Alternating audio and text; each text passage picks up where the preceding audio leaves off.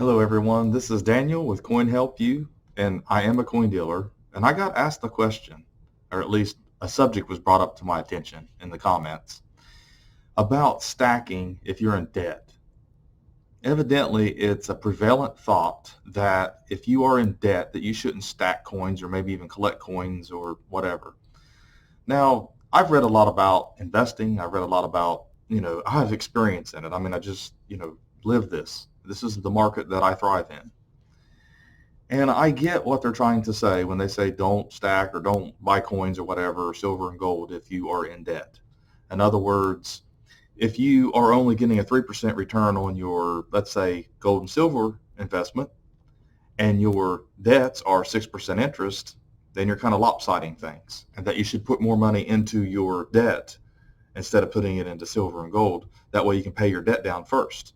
I do get that kind of logic. I understand that, but it's flawed in a lot of ways.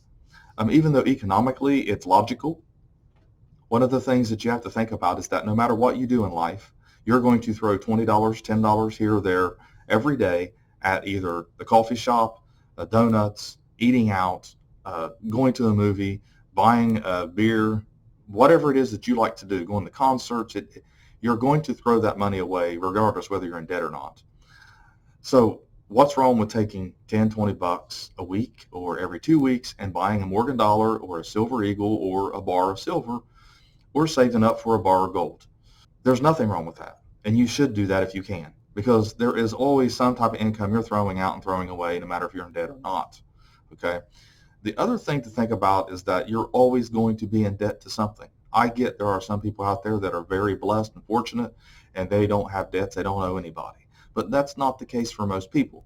So if you're in that situation, it is not fair to tell the people they need to be in your situation before they start investing in gold and silver. That's just not right. You can collect coins if you're dirt poor and you're in debt to everybody. All that doesn't matter. If you want to buy coins or you want to invest in a little bit of silver or gold, go down and take a little bit of your money, $10. I don't care if it's just a couple dollars, buy a Mercury dime every week, but get something and put it back if that's what you desire to do. Don't listen to if you're in debt, don't buy.